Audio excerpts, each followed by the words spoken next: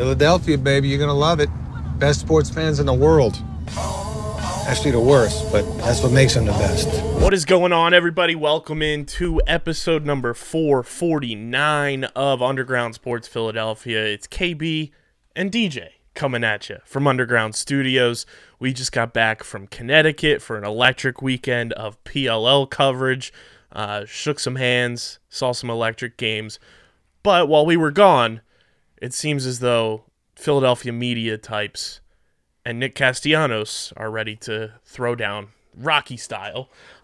So that's what this episode is pretty much going to be about. Two new-ish media members giving our perspective, our takes. I'm going to fix this so it doesn't look like DJ's getting impaled in his head by the microphone.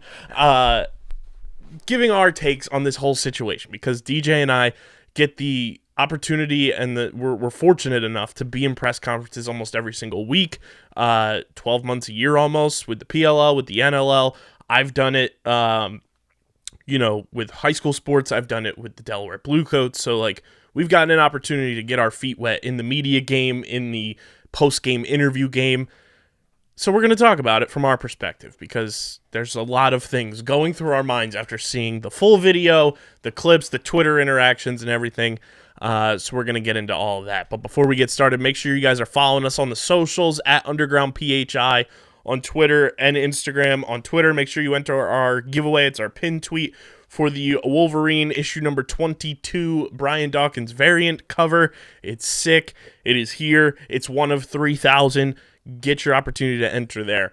All the informations on how to enter are in the tweet, so go check that out. Make sure you're following DJ on Twitter at SCS_NextGreat. There's no underscore on the layout because the underscore pops up as a weird-looking zero because of the font we use. So take that as you will. You can follow me at KBIZZL311. Check out the website, undergroundsportsphiladelphia.com, for all of our written content. Subscribe to the podcast feed, Apple Podcasts, Spotify. Wherever you get your podcasts, we are there, and make sure you leave those 5-star ratings and reviews.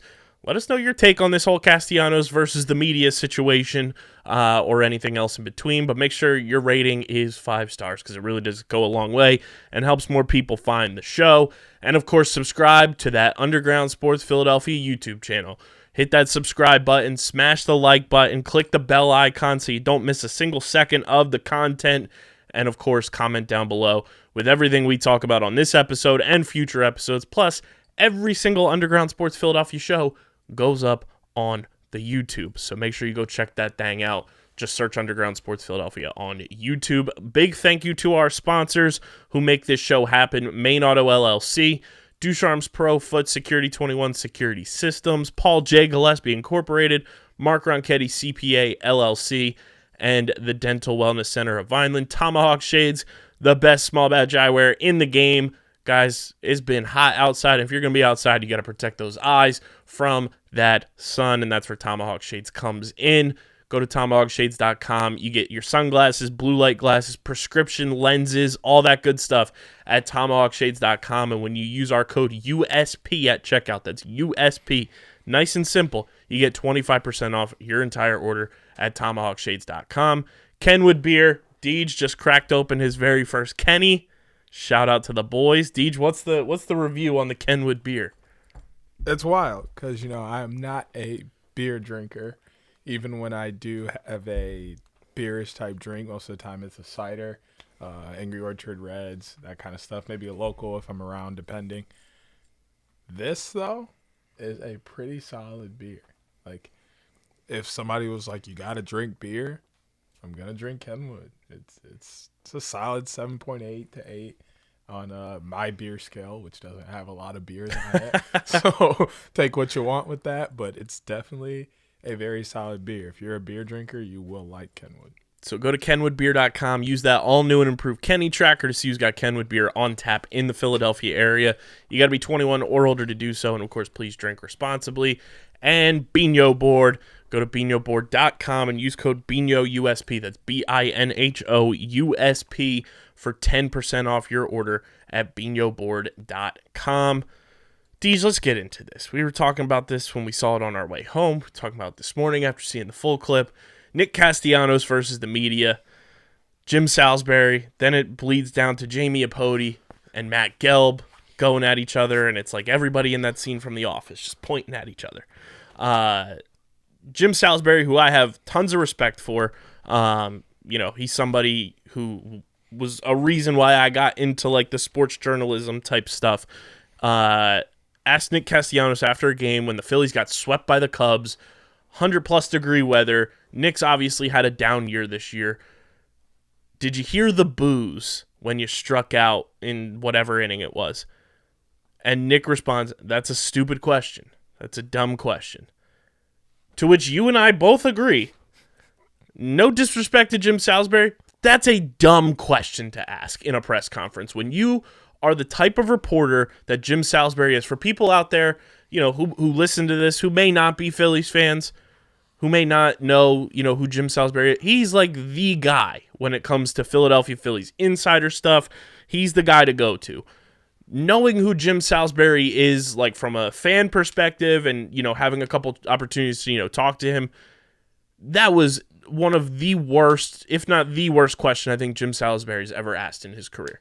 Like, who asks a player after a game if they heard the boos? That is like cue Bryce Harper from, what was it, 2013? That's a clown question, bro. So same energy. Like, before I get into the actual question, shout out Nick. Like, awesome answer. Because if that was me, I'm going to reply, do I have ears? Am I deaf? Did I just hear you? I think I heard the boos. Like, that's such an obvious question. Like, why add? I can't believe he asked himself. Now I'm under the question. I can't believe he asked himself that question and then decided to ask it to Nick. Because as someone who is in press conferences often, I ask myself a question before I ask it to make sure it's a good question. Like, okay, if I was being asked this question, would I look and be like, what are you talking about? Like, that's fucking dumb? Or would I just be like, okay, this is a good question and this is the answer? Obviously, he decided to not do that. Or he did it and said, I wonder if Nick heard the boos. Let me ask Nick if he heard the boos. Like, to which Nick responded, no, I lost my hearing. Great response. Fantastic. Great response. And like, I think you and I have a much different perspective on this, being the age we are, being that our, go-to type of media is talking more than writing. But we both come from writing backgrounds. You still write for your day job. I write from time to time. Like, that's our that's our come up is, the written word. I am of the ilk that, like, nobody cares about those types of questions either. If you're a fan of the Phillies and the stature of Jim Salisbury, even if Nick responded in a way that, got you what you wanted to hear, that's not what and like, maybe that's us being naive to the target demo that Jim Salisbury and NBC Sports Philadelphia are trying to reach, which fine. But like, I truly had such a difficult time conceptualizing the fact that Jim Salisbury decided to ask that question. Nick responded in a way that I think 9 out of 10 baseball players would have responded in a similar fashion after the circumstances of the Phillies getting swept, and then, factor in the heat, everybody's on edge, it's post All-Star break, and, you just drop a series to a non-playoff team. Of course you're going to be pissed off. You're going to be on edge. On top of, Nick Castellanos is having a down season for his standards. And then for Jim Salisbury to, like, pull down his mask and like look like he was gonna like go after Nick Castellanos was such a immature move and such a like not Jim Salisbury thing to do. And then the people that are out there just like saying, how dare Nick Castellanos do this to the great Jim Salisbury? Like, why are we, no offense, like, you and I take this whole media thing very seriously, and like it's an honor to be able to do it. But if we disappeared for some reason, the sport is going to go on, the teams are going to go on, and press conferences are not going to skip a beat. It's emphasized a bazillion times more in a Major 4 sport, where If somebody retired from the beat, the show goes on, ladies and gentlemen. I don't understand the like hierarchy mentality, like this god complex that some of these reporters and everything kind of like put in themselves that have been on a beat for so long. And like, I get like that's your one job, but like in the grand scheme of it all, like you are not part of the team. You cover the team. It's a very different thing where it really seems like some of these older generation reporters feel like that they are part of the team and kind of can get away with stuff like this, and then are just like absolutely caught off guard and like offended when a player or a coach responds in a fashion the way Nick did. It blows my mind. I wonder, like,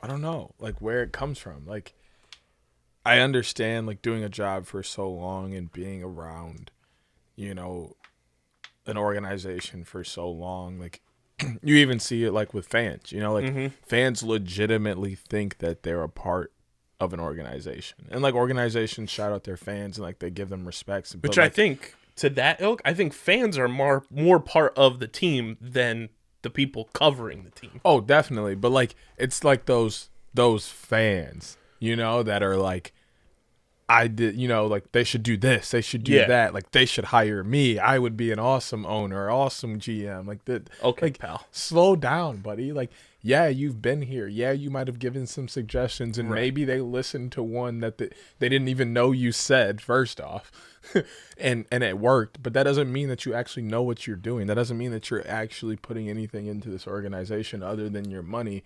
Because hello, they're not giving you free tickets. They're not giving you free merch. They're not, you know, free food, free drink. None of that is happening for you. You're coming and spending your money. So that's what makes you a part of the organization. Right.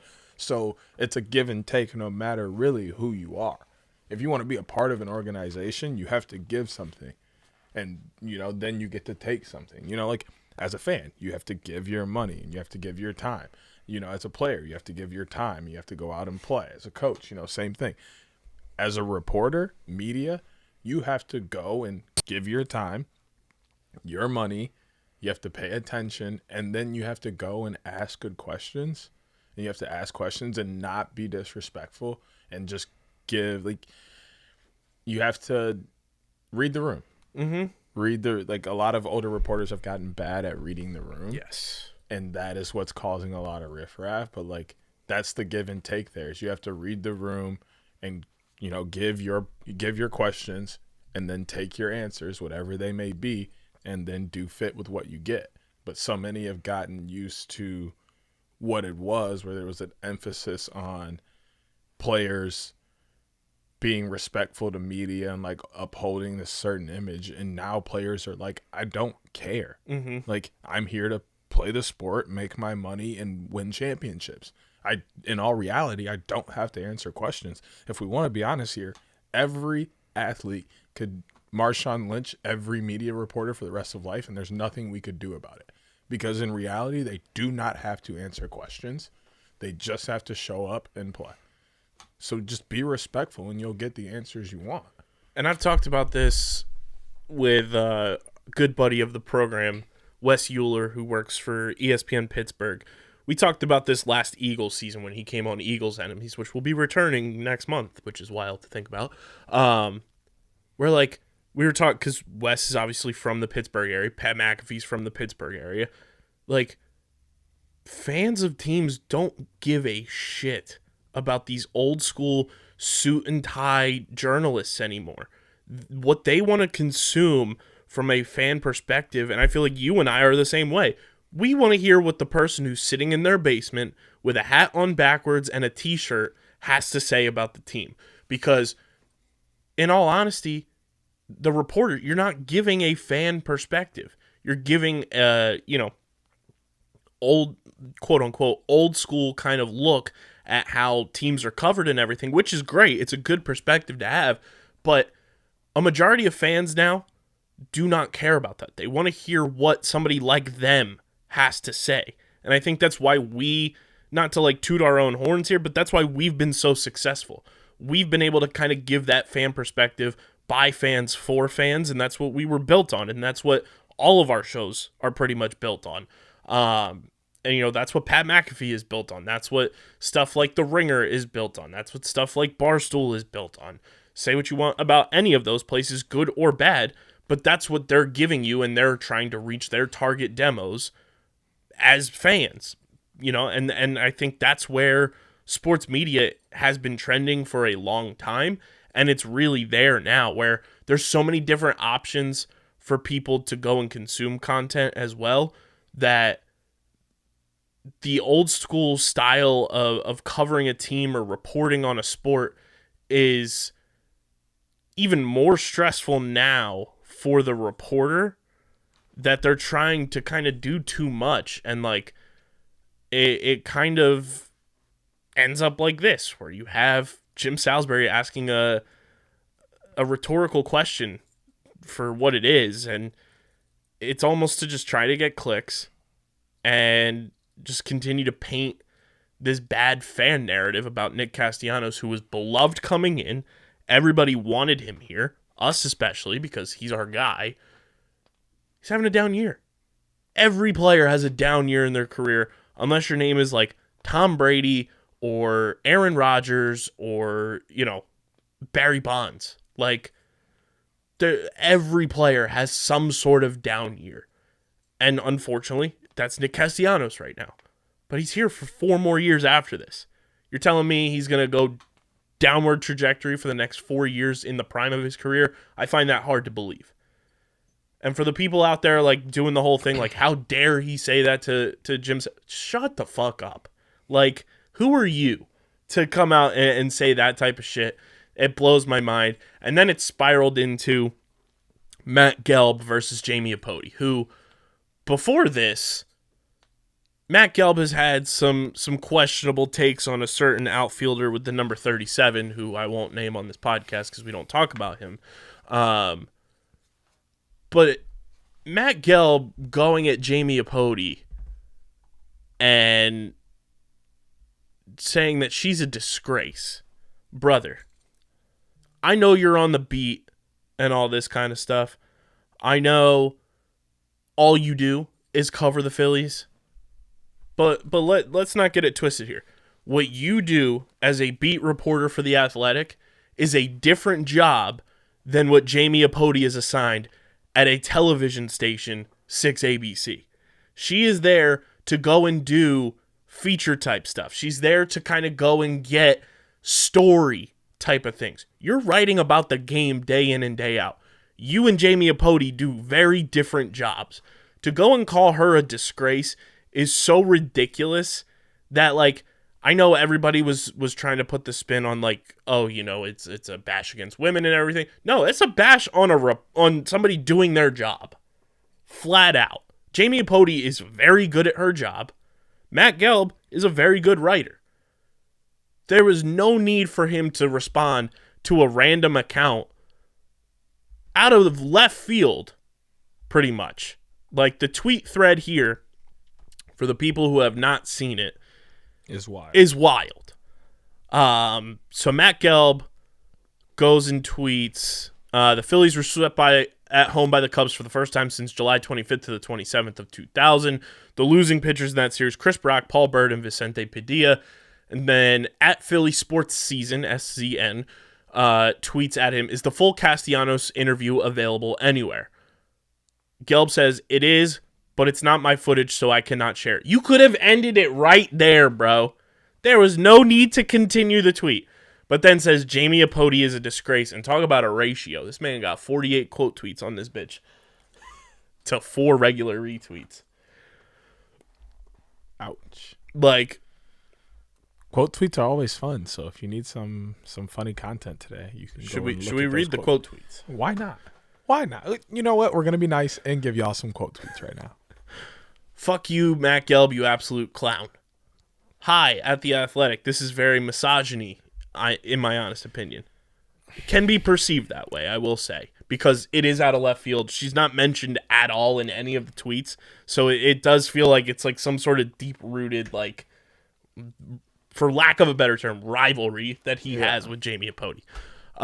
This soy boy, Matt Gelb, won't even tag her. Probably didn't and won't say it to her face, but go to Twitter, big boy. Big boy's such a great one. Baseball writers remain the biggest dorks in sports. Can kind of agree. A lot of baseball writers are pretty dorky. Not you picking a fight with a fellow Philly sports reporter because of a fight a reporter picked with a player. LOL, The Athletic sucks now. Looks like it's not just Atlanta that has shitty at The Athletic MLB writers. Love a good Philly media fight. Did Jamie Apody ask the stupid question to Nick Castellanos? Nope, it was Jim Salisbury's steak. Blame Jim. Blame Jim for his stupid question. Did you hear the booze? It's like asking, did you breathe any air? Do he got gravy on the side? Would you tweet that to a male sports anchor? Serious question. I'd be pissed that you called a Philadelphia sports treasure at Jamie Apody, but you're a nobody writing for a publication nobody reads. Really professional. Must be easy hiding behind your phone. Every other Phillies beat writer. Insert Homer Simpson backing into the bushes gif. Meanwhile, in Philadelphia, beautiful one. Jamie Apody is a disgrace is objectively the funniest thing ever said on this website. Let's see. Canceling my subscription to The Athletic. Be better, Matt. Love you, Jamie Apody. He's on Twitter acting like an ass, and she's the disgrace. LMAO. Okay, buddy. Shout out to Liam Jenkins, the boy. It's not your footage, but this ratio is. Oh, man. Ratio. Castellanos may be sucking shit at hitting right now, but he's definitely nuked Philly sports media. Got him. Got him. Oh, man. He's mad he couldn't put it behind a paywall.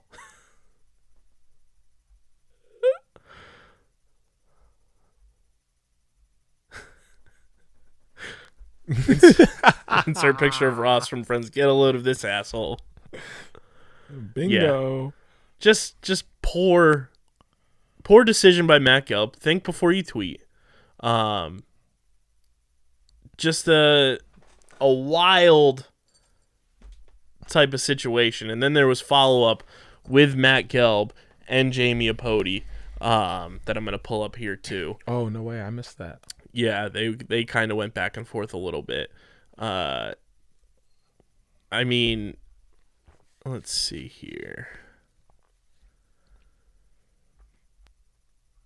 Yeah, so Jamie Apody quote tweeted, it actually started here. So the footage can't share it, and then somebody quote tweeted that tweet and said, your buddy Matt Gelb. And Matt Gelb said, excited for her to come to the ballpark whenever that is because it would be the first time she's here in months. And then Jamie Apody says, you realize I don't choose when I go to the ballpark, right? It's not my job to be there every day. I go when the station wants me to. It's my job to anchor the sports, do feature stories.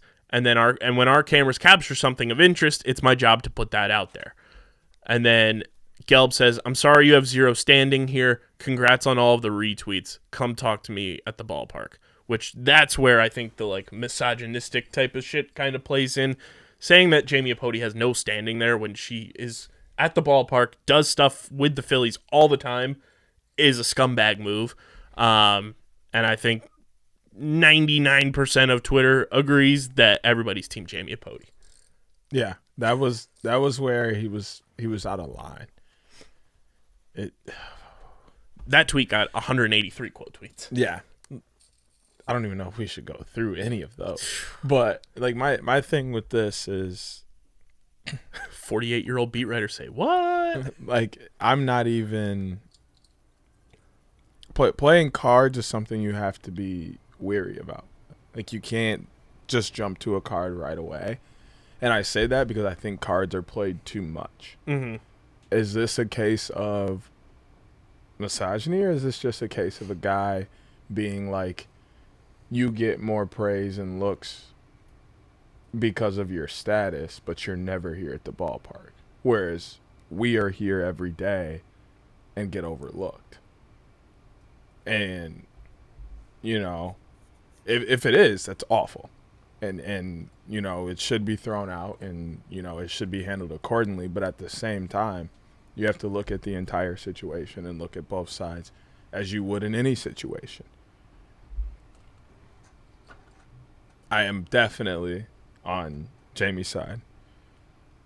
And this tweet is very interesting. The only thing that gives misogyny here is zero standing. Yeah. Here.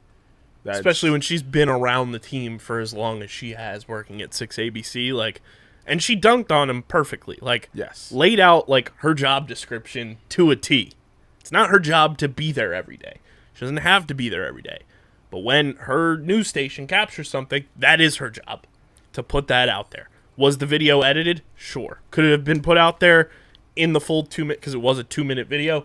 Absolutely. But Jamie also said she felt like the rest of the conversation didn't fit the context of what they were trying to put out for the story that she was talking about on the news. It's also very different when it's TV news versus written type of stuff. So there's a big difference there.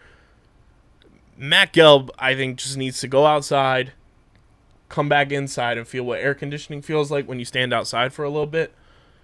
Because I think Buddy's a little just too heated for no reason. Tell him take a ride with us. Yeah, I mean, we'll take you around. I'll put him in the back seat, too. No windows. Yeah. And then let him get out of the car and feel the air conditioning on his face. And I think he'll be just fine. He'll just be just fine. I think everybody needs to calm down. It's hot. It's the dog days of the baseball season. Do I think baseball reporters are the reporters out there? Well, actually, I don't know. I think baseball might be either tied for goofiest or third goofiest with hockey. Because I feel like hockey writers feel like they're going to interview the president every single week. Baseball writers, I feel like they just take everything way too seriously. And I don't know if that's because of the sport it is and it being like America's pastime and like the oldness of the sport. But man, do baseball teams and organizations and media outlets, they need to bring in and infuse a youth movement in this sport. Because, you know, they talk about baseball being, like, dead all the time. Like, oh, it's a dead sport. It's an old man sport. Why don't we take a look in the mirror, baseball, and look at who's covering the sport, who's doing the broadcast for the sport. There's very few people that are young that are given an opportunity to cover baseball because it's like, it's this sacred thing that's put behind, you know, these castle walls of sanctity of it being America's pastime. It's the old man's game. It's too pure. We can't bring in an infusion of youth. I'll say it right now. There's people out there that I go to for baseball coverage nationally that have nothing to do with a TV network, that have nothing to do with a written... Look at John Boy. That's your go-to baseball star. Look at Jared Carrabis doing everything now with DraftKings. Those are two younger media members. They're not really like they create content that target a younger demographic that are bringing the sport of baseball to a younger audience better than any team is, better than any organization is, better than any broadcast, better than any beat is. Hands down. I will say that until I'm blue in the face. I'll go to them for national baseball content 100 times over. I'll go to people I know who are covering the Phillies on their own, independently, and giving their own takes on stuff before anything else, because you're more likely to relate to it because they're putting it out there for you. And that's the only way I think baseball is going to ever like get out of this lull that it's in terms of people saying baseball is dead, is when baseball gets its head out of its ass, thank you, Rob Manfred, and allows more younger media members, more younger content people to get a foot in the door to cover the fucking sport.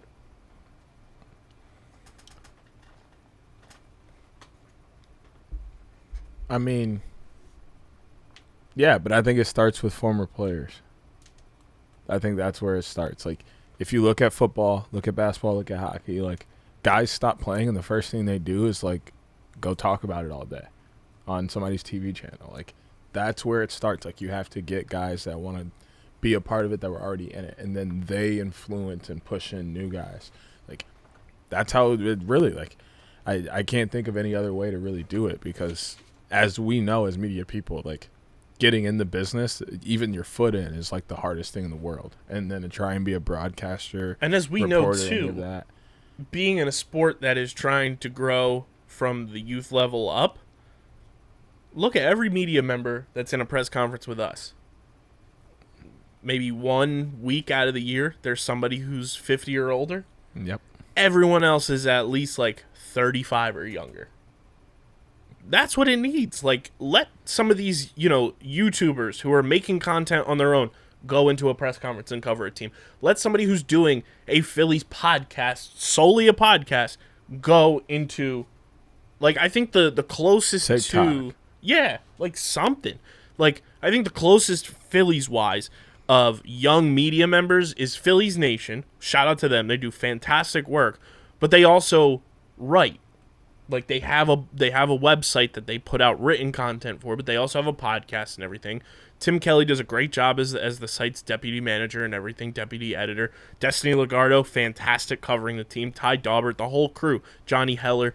But that's like the closest I feel like we've gotten with the Phillies and allowing younger people to go and cover the team. You need, like, I use lacrosse as an example all the time. Every single media member is like young, and look at how the sport is presented. You want to bring in younger fans, you want to bring in a different audience, let younger people bring the game to them. And that's what the media is supposed to do. You're bringing the game, you're bringing the players, you're bringing the environment to the fans because you're closer than they are. That's what you need. And I will die on that hill with baseball especially. But look at basketball. Look at the NBA. There's a ton of young people covering the NBA, bringing it to a younger audience. We got a chance to meet Josiah this weekend, which was sick. Shout out to the homie. He's bringing the NBA to a younger demographic. There are people bringing, different teams and different sports to a younger demographic, and baseball is just stuck in its ways and won't get out of its own way for whatever reason. And it leads to shit like this because these old school reporters think that they have this God complex, that nobody is holier than thou. And when players who are of this era call them out on their bullshit, they feel like they're being offended. No, you're just asking a dumb question. Like, it blows my mind. If I'm being honest, I think the only two sports that have held up through everything is football and hockey. I feel like there hasn't been a lot of rule change. There hasn't been a big difference in media. There hasn't been, new people get opportunities, but then there's, still some old school guys kicking it around. And for the most part, I think hockey does it very well. You start off young on the broadcast on TV, and then when you start to hit the little older side, they kick you to the radio, which is where most of your demographic is listening anyway. And I think hockey's done a good job too, from like the digital perspective of, bringing Josh Richards in as like the, hockey youth hockey ambassador or whatever. He's from Toronto. Like, makes total sense to bring in somebody who's as big as he is on TikTok to bring the NHL to other people. And I think we've seen a lot more younger reporters and, air quotes on reporters and like media members in hockey than any of the other sports. And then I think the NBA just does a fantastic job because of the way that the sport is in terms of like bringing it to a young audience, the way that it's more so about the players than a team. Yeah, but the NBA's also ruined it at the same time. Because they've almost completely neglected their older audience. Their older audience feels like the NBA has become artificial to what it used to be. It's not the authentic NBA they remember. Like, that's a problem at the same time. Like, you have to find a balance in between bringing the game to a younger audience and making it, exciting for them, but also leaving the core values and base values of the game so that the older community doesn't leave. Like, you need both communities so that you're making money. At the same time, those kids need their parents to buy jerseys and, to buy tickets and to go to games and spend money. Like, you got to have both dynamics into it. So that's why I say football and hockey have done the best. They found a way to keep their old school traditional base values that the older community enjoys while also being exciting and bringing things to the game. Celebrations, for example. The old community hates celebrations, but the new community, the new guys love it. So what do? They allow team celebrations for a very short minimal time. If you go too long, it's a penalty. If you do anything too solo, too wild, it's a penalty. Like, they found a way to meet a middle where kids still enjoy it, but the old guys are like, okay, you made a play, you celebrated, now you got off and things are done. Like, you have to meet a middle ground, and baseball hasn't even budged on finding a middle ground. Yeah, they're still about 10 feet under muck and mud of trying to find a middle ground. I think the NFL, the only thing I'll say with the NFL is, again, it's a lot more of the older aged media members that are given that access, but I think I've started to see more younger media members get an opportunity in different markets. It's not a league-wide thing, but in different markets I've seen opportunities. Like, shout out to my boy Demetrius and Zach Adal, who've covered the Jaguars, down there, and I think that's a different perspective too, because the Jaguars are such a newer team that it gives that opportunity. I think, well, with that opportunity, it's different with football because the opportunity for the young guys is given through the players directly. Like, players will just go out and be at, like a TikToker's one-on-ones or like at a YouTuber's event. Like, the players just go and show up and like look at the new and upcoming kids and like give those guys that respect to, talk to them, get a little interview in and like, show their face. Like, versus like, it's going to take a while before, they get into the actual media space. But I think with the way the NFL is trending and them getting those looks from the players first is going to have, that's their foot in the door. Mm-hmm. As players going out and meeting them and coming to their events is that foot in the door. So then, players can start, just giving them access. And then it's like, okay, you're here because this player said you're here. Well, now we see that, this is what you do. This is how you put out content. Now we'll start giving you media access as a team or as a league. So the NFL kind of has a different with that aspect because there's so many players and so many ways for guys to get in. It's a little bit easier for kind of both sides to be represented in the media aspect. I also think with the NFL, so many former players just dive in and are like, all right, I have the money, I'm going to start a podcast. Like, look at Bussin' with the Boys. I think they do a fantastic job covering the NFL. Pat McAfee, obviously. I'm blanking on what the name of it is. The one that Ryan Clark's always on. Oh, what is it called? The Pivot. Oh. They used to be with I Am Athlete, and then they broke off. But I feel like NFL more so than any other sport, they're just like, all right, I see McAfee doing this. I see Bustin' with the Boys doing this. I'm just going to start my own podcast. Because why not? Yeah. Like, it does nothing but put eyes on the sport. And then that's where now I feel like more so than even a press conference, media people just go to the podcast for sound bites and clips and stuff like that. Probably. I wouldn't be surprised because, those guys just go to the press conference and then talk about it. And then there you go. Like, you got all the clips you need. Or you can watch them both and pull out all the clips. Those shows in particular, like The Pivot, Pat McAfee, Bustin', they're getting the guys that typically are not going to open up about stuff and be kind of, just raw and natural self because of the platform they're on. And just who they are. Yeah. They're like, you understand me, so I can be raw and open. Because you're not going to flip my words. You're not going to twist them. You're not looking for an angle. You're genuinely just asking to have a conversation. Yeah, which is wild. Did you see the quote? Not that it's Eagles pertaining, but it kind of is because He'll always kind of be connected to the Eagles. Ravens fans should always thank the Eagles for trading out of pick number 32 in that 2018 draft for Lamar Jackson. Did you see that quote from like that anonymous offensive coordinator today? I did not. Bro, it is wild about Lamar Jackson. Let me pull it up because Kyle Barber tweeted about it. He covers the Ravens for Baltimore Beatdown. Let me find it. Here we go.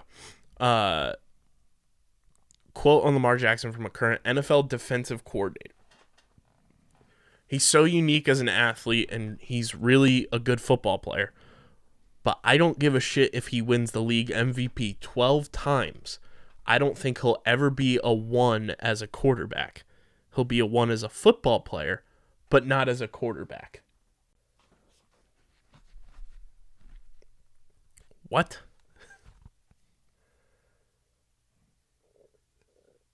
What? I'm trying to wrap my head around those words.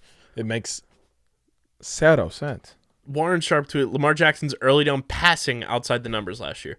Number 1 in yards per attempt, 9.2. Number 1 in success rate, 57%. Number 1 in EPA per attempt, plus 0.33.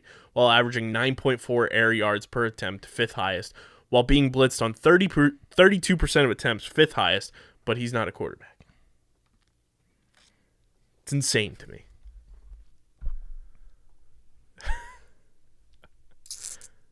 And then we wonder why players are so uptight and contentious and stuff like this. Because even in their own realm of, yes, this might be a current defensive coordinator from somewhere else, but that's still within the landscape of the NFL and the coaches and players. When players are feeling like this type of stuff is coming out and then they get asked about it by media members because they're going to ask about it, then you get stuff like we saw with Nick Castellanos. That's when you get stuff like Marshawn Lynch. My thing with this, though, is what he started with. If he has to pass to win the game, they ain't winning the game. I don't know about that. I mean, I'm not saying, but like that's been the MO of beating the Ravens, is forcing them to pass late in the game, forcing the game to be close and them being behind, and forcing them to play against the clock. Every time they lose, they're playing from behind against the clock and forcing them to throw, taking away the run game. Like, I'm not saying he's necessarily right, but I'm saying it's my philosophy on Tom Brady. I don't think Tom Brady's that good of a quarterback because he can't extend plays. He would rather get sacked or throw the ball away than to, escape the pocket for a few seconds and throw an extra pass, and extend the play and throw a pass. That's not a full quality quarterback to me. He can't extend plays and maybe, carry for a first down here and there. Like, you are limiting yourself as a quarterback if you can't do those things. So, like, I think what he's getting at is that, like, saying until Lamar can become consistent throwing the ball and become both, a quarterback that can extend plays, move his feet, run the ball, throw the ball, and just make plays no matter the circumstance, he's not necessarily a complete quarterback. I don't agree with that. I think Lamar is very much a complete quarterback, but I understand where he's coming from. He cannot be the number one quarterback unless he can throw like the number one quarterback. If I wouldn't want a quarterback that I can't trust to throw a touchdown pass at the end of the game if we need to win. I think that's what he's getting at. I'll say this for you as a Packers fan. Can you name a legit wide receiver? I'm going to say wide receiver because, yes, he has Mark Andrews. But because he has Mark Andrews as, his number one guy over the past, say, 3-4 years, he's always going to catch that double team because he's the best pass catcher out there. I quite honestly cannot name a reputable receiver that Lamar Jackson has had in that Ravens system that I'd say, okay, I trust Lamar throwing the ball to him outside of Mark Andrews. Because when Hollywood Brown was there, it really didn't work. See, that's my thing about quarterbacks and wide receivers. And it's tough being a Packers fan. I have been spoiled my entire life. All I know is good quarterbacks who can work with awful wide receivers and throw them open. Like, I think it's not more on Lamar being trustworthy to throw the ball in that scenario, more on them to catch the ball. Mm-hmm. He's had open receivers, and they've literally just dropped the ball. Yeah. It's Or like he just hasn't had capable receivers. It's like Aaron Rodgers throwing to Marquez Valdez-Scantling in the end zone multiple times, just dropped balls wide open. Like, that's not Aaron Rodgers. That's MVS. It's not Lamar Jackson all the time. It's sometimes his receivers, but sometimes it's Lamar Jackson as well. And it's like, thinking of Lamar's career, like, I've just yearned for him to have a legit wide receiver. But like I was just going to say, I think that's more on the team. Totally. And 100% the agree. GM. As a Packers fan, I relate with Lamar Jackson more than anyone on the earth. Yeah, I completely understand Lamar, because look at Jalen Hurts last year, where the Eagles are down. They trade Zach Ertz. Sure, they have Dallas Goedert. I've had my gripes with Dallas Goedert a bit, but Devontae Smith being the only weapon, of course he's going to get double teamed. He's the first wide receiver to win the Heisman since when? Of course he's going to get double teamed. Who else did the Eagles have last year to catch passes? And you're all coming to Jalen Hurts saying, oh, he might not be the answered quarterback. And he's not Devontae Adams. Right. So he's not going to beat the double team consistently. And mind you, Devontae Smith was a rookie last year, catching double teams, and still broke the Eagles' single-season rookie receiving record. Like, this is on the GM. Like, I'm not even going to get into my GM problems, but they have consistently decided to not give the best quarterback in the NFL a number 2 receiver. And then this year they decided to just throw away the best receiver in the NFL. And somehow I'm supposed to believe we're still going to win the NFC North. Like, I don't believe that. I do. I mean, sure, there's a small shred of doubt in me, and to believe that because we have Aaron Rodgers, because he can throw people open. I also look at your division. But in reality, our number 1 wide receiver right now is Randall Cobb? Question mark. It's the rookie. Alan Lazard? Question mark. Christian Watson? Question mark. Yes. Amari Rodgers? Question mark. Like, everybody has a question mark next to their name because no one has shown in the last 5 years if they're worthy of being a number 2 receiver. I didn't even mention MVS. He has all the qualities to be a number 2 receiver, except he cannot catch. Didn't he leave? He probably did. Probably because they stopped playing him because he can't catch. Like, you're playing with the best quarterback in the NFL and you can't catch? You're playing on the wrong team. Hey, I'll be honest. Yeah, Marquez went to Kansas City. He did. That's right. He's going to go play with Juju and all those guys and still not going to catch patches from Pat. So y'all Chiefs fans have fun. I'd rather have Marquez Valdez-Scantling than Jalen Reagor. At least I've seen MVS catch passes. Barely. I can't tell you the last time Jalen Reagor caught a pass. Without deleting his Twitter every 2 days. Fair enough. I mean, but he's going to be lucky if he makes the team this year. I will say, like, I've been concerned with Lamar's throwing, but not to the point to where I would say it makes him not a good quarterback. Yeah, and I think that was more early on, too. Yeah. And I'm more concerned with his receiving core than anything else, and that's on the team to get that together. Yeah. Very interesting stuff.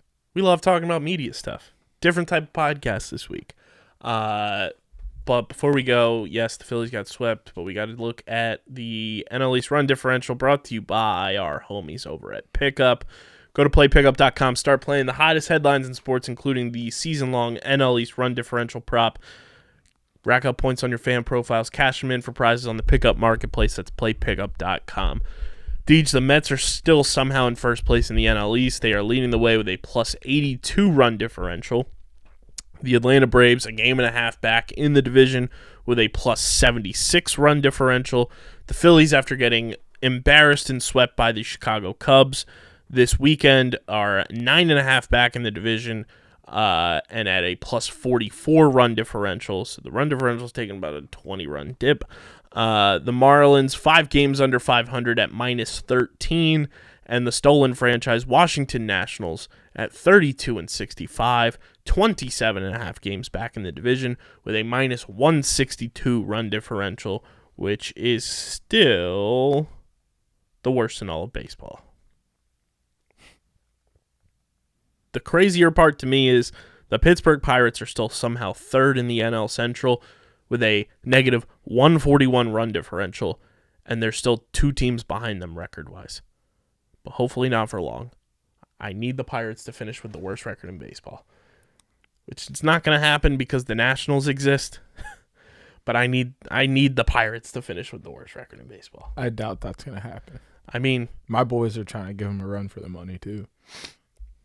They're doing not even halfway decent. Hey, Tigers are only 2 games behind the Pirates. See, that's what I'm saying. We're behind them right now. Well, I just need the Nationals to win a few more games, just not against the Phillies, so they can get out of that basement so that the Pirates can win, and my preseason prediction can cash.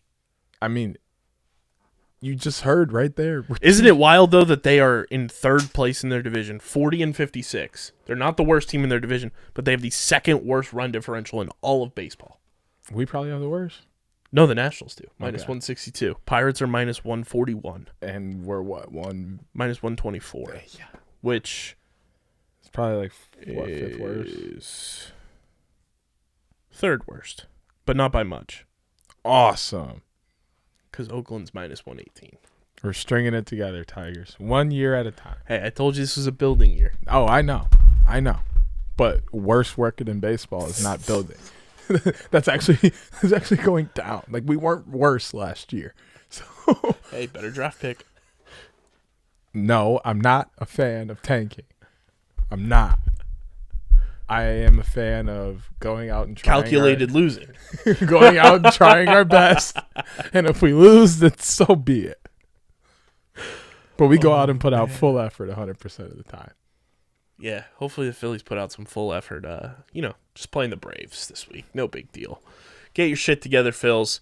Phil's media people, get your shit together. And Nick Castellanos, shout out to you. You're the homie. Just play smooth and relax. Just walk away next time. Just relax. Real talk, just walk away. I think Nick just needs a massage. They might think that's disrespectful, but protect your energy, bro. Just walk Facts. away. Just go home. Don't even answer no more questions. Turn around, grab your hat, grab your keys, and leave. I loved it though. I lost my hearing. But I got it back right after the game, so I heard your question. It's a dumb question, bro. That's all we got for you guys for this episode. Make sure you're following us on the socials at UndergroundPHI on Twitter and on Instagram.